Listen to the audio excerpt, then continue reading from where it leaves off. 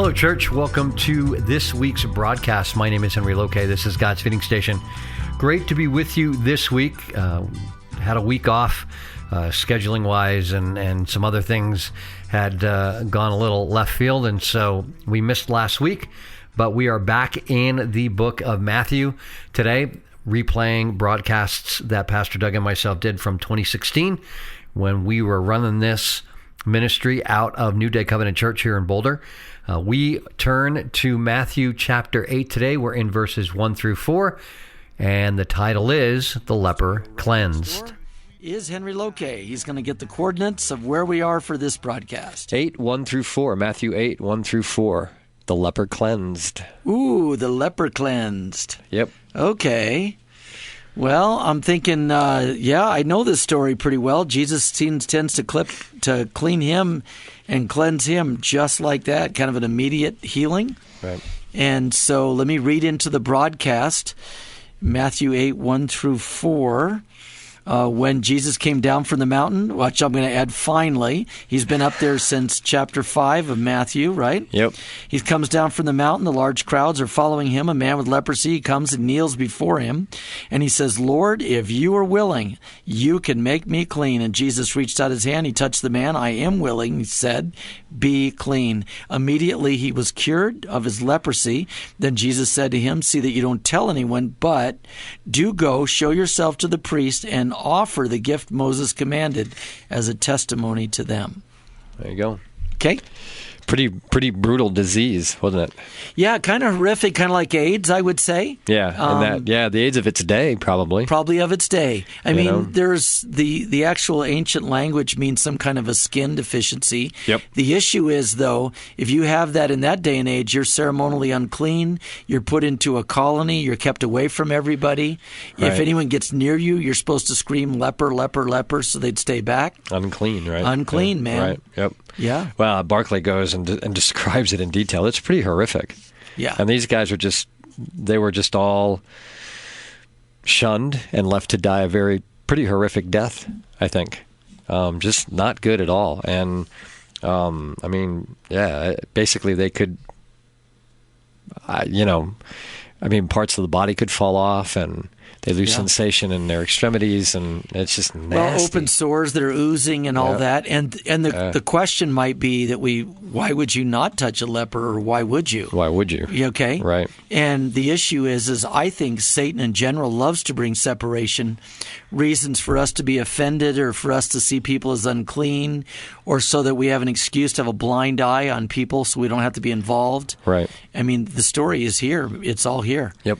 You know? Yeah. I mean, for all intents and purposes, once you contracted leprosy, you're pretty much dead to the world, I think.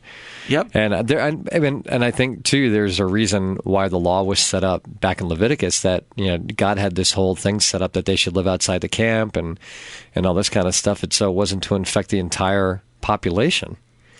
Right. In some sense. Well, so here's a question for you, Henry. Yep. In verse 2, does your translation say, or behold, a man with leprosy came and knelt before Jesus and said? What does yours say? Mine says, and behold, a leper came and worshipped him, saying, Lord, well, here's why I'm mentioning that. I'm reading from the NIV, and mine doesn't have the behold. Mine just says a man with leprosy came. But the Greek word is idu. It's actually, to me, makes the story even more exciting, because out of nowhere, I'm going to narrate it. Behold, or look, a leper shows up and kneels before him. Well, the reason why that's pretty significant or sudden is because lepers don't do that, because they don't go into crowds. They're kept away from society. So we know by the ancient language that something suddenly is happening, and behold, a leper appears and kneels down. Now, if this would have, let's say we had cameras there, and like today, where everybody's rolling their iPhones and everybody's trying to get a shot of it. Right. Somebody go, wow, behold, man, a leopard. This dude was covered, man. One of his arms was missing. He had sores all over him, and he kneels down in front of Jesus. Yeah, he comes confidently, doesn't he? He does. He doesn't hesitate. Yes. It just seems it comes right up to him. He does. Well, I think that's stepped out, man, by faith. I think, and that's what we need to do, because I think we need to realize that nothing or no one is that unclean that they can't come to Christ. That's it. That's the point. I think. Yeah, and he seems to step out suddenly, boldly, immediately, and he's not afraid to ask Jesus for what's impossible from the world's standards. Right. And he's kneeling. Right. There's some humility there, I believe. Yeah. I think if we come humbly, I think, because you hear stories of a lot of people that won't step inside a church because of all the stuff that's gone on in their life, and they're thinking, there's no way. Yeah.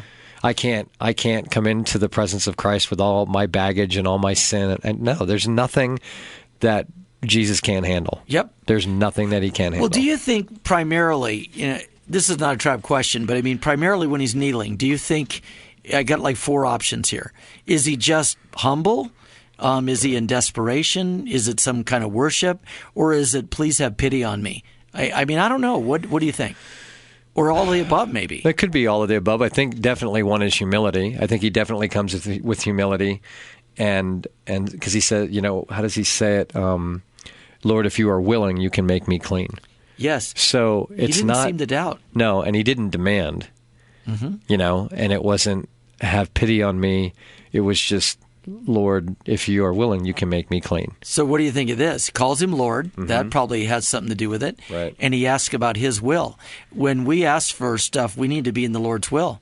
And so he starts, if you're willing. Right. That's pretty cool. Well, and the Lord piece is just reverence, understanding of who he is and what he can do. And that's how we need to approach. Yeah. Like you said, with our stuff, it's like, God, this is what I want, but it has to be in accordance with your will. Yeah. Good point. And the leper doesn't ask the question, can you make me clean? He makes the statement, you can make me clean. Right. Right. He's pretty convicted of certainty that this is going to happen. The question is, does Jesus want to do this? Right. And of course, Jesus says, I do. Yep.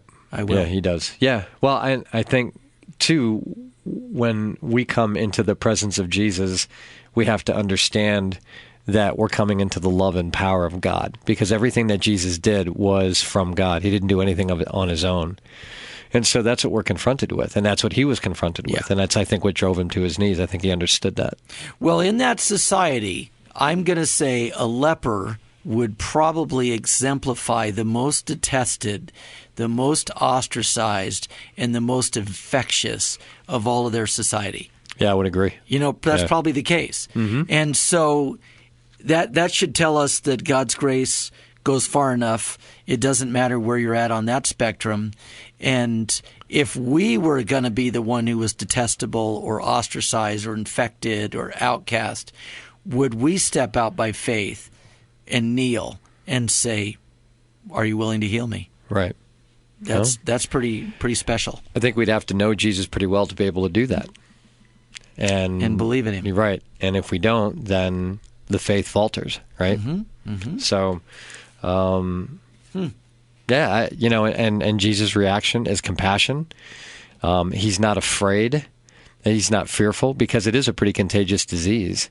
Yes. And he's not, you talk about that royal law of love. That's what Jesus enacts here. His response is, he sees somebody that needs help, and so he doesn't take himself into account or into consideration. He just does what has to be done, and he steps out and touches a guy.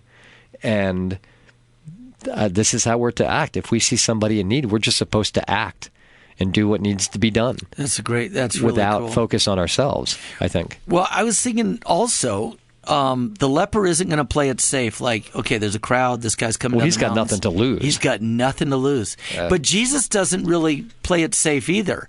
So not only has the leper kind of stepped out onto the edge, but Jesus has stepped out of the edge where the leper has already stepped out. He steps into it. Mm-hmm. Now, most of us might go, ooh, a leper. Now, I'm not, does anybody have any rubber gloves? Well, you were talking about a SARS mask or something. If people were like filming this thing, you would see all these people back up. They'd be backing up. Yeah, and the only one that would filming be from the telephoto. Yeah, and the only ones that would be there would be Jesus and this guy in the middle of everybody who backed up about 10 yards, 20 yards. Yeah, so then Jesus reaches out his hand and he touches the man. Yep. And he says, I am willing. And then he says, be clean. Immediately he was cleansed of his leprosy. Old Testament support explains this common belief of the crowd regarding the leper. And that we got witnesses to this. Okay, I mean, this is what's going on. So here's the deal. There's a couple of things that's really big. First off, the fact that he would just say, yep, I'm willing, and reaches out and touches him, and he's cleaned immediately. This is how big this miracle is, okay? I'm going to take us to 2 Kings chapter 5, verse 7, okay? It says, as soon as the king of Israel read the letter, he tore his robes, and he said, am I God? Can I kill and then bring back to life? Why does this fellow send me someone who needs to be cured of his leprosy? See how he's trying to pick a quarrel with me? The king, in 2 Kings, he's saying, that's a work of God to clear leprosy. Yeah, there you go. And there you go. Yep. And so, so the king is saying, come on, I don't have this power. But Jesus has just blown away the crowds with his authority. Now he's blowing them away with the power. And clearing a leper is like raising the dead. Yeah. That's what the 2 Kings just said. Yep, pretty much. You know? Yep. Wow. So why do you think he has him not tell anybody? I think because he doesn't want it to be about the physical healing. Now, he does want him to obey the law and go get certified as a testimony there. I think he just came down the mountain, and so he's got to get to Jerusalem. And if it gets out too quickly, there'll be a circumvent against the total purpose of the plan. There is at one point they want to crown him king, and I forget where that is. Right. Yeah. They want to make him an earthly king and all that. Right. Okay. And I think, too, the other piece is the Jews expected the Messiah to be a military leader and kick the Romans out and kick all their enemies out. I would agree with that. And I think part of this, too, is Jesus trying to have people come to him for the right reasons. Yeah. That's what I think. Well, I was also thinking of Jesus' teaching. He's proven his character when in Luke 6:32, Jesus says, if you love those who love you, what credit is that? Even sinners love those who love them. Yep. If you do good to those who are good to you, what credit is that? Even sinners do that. If you lend to those who expect a repayment, what credit is that? Even sinners do that.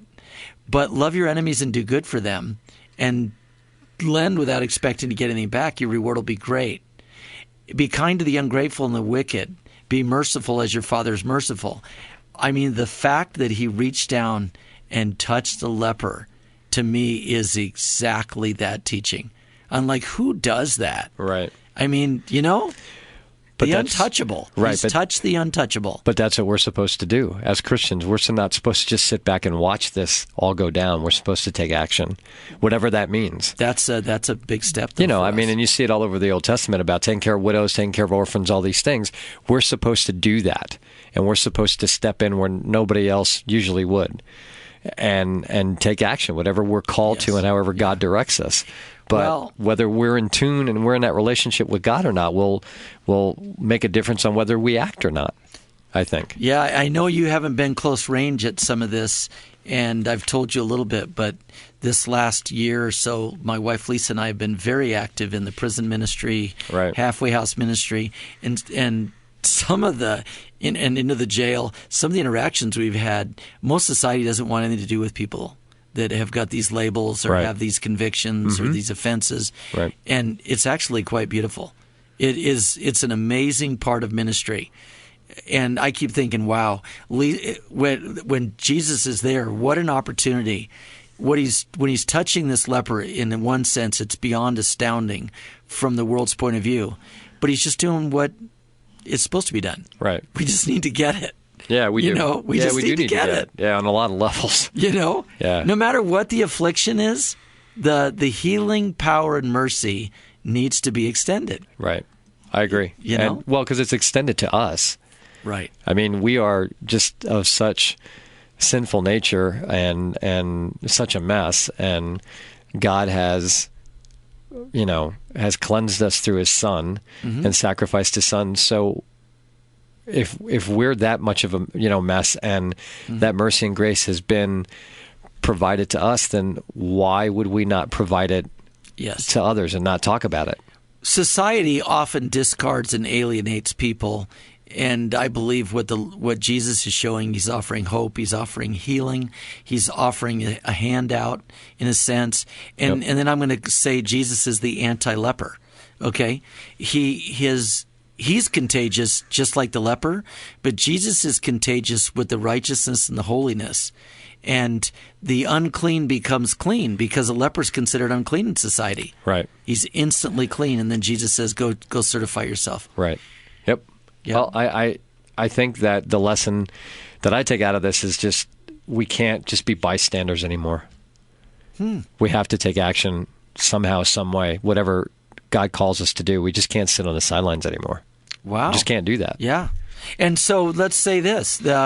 This kind of stuff can't be a side ministry. It needs to be a priority. It needs to be, this is what we're about, and this is what we're doing. Yeah, I mean, the whole washing of the feet at the Last Supper is prime example of what we're supposed to be doing. We're supposed to be servants, not be served. And that goes against what the world teaches. But we're supposed to be, we're supposed to be servants. And we're supposed to take care of people who are in need. Yeah. So, well, here's my closing thought, okay? Jesus is the one who cleans the leper, but he says to the leper, have a priest certify you that you're clean, okay? I believe what he's doing is he's saying, I'm not here to circumvent the law that's in place. I fulfilled it, but now you go over and have him affirm it. But the other thing is once he's declared clean, he has the right to gain access back into society and back into relationships. The reality is leprosy is very similar to the original sin of humanity. It requires an encounter with the risen Lord. And then we can be made new and restored, and we have a relationship again.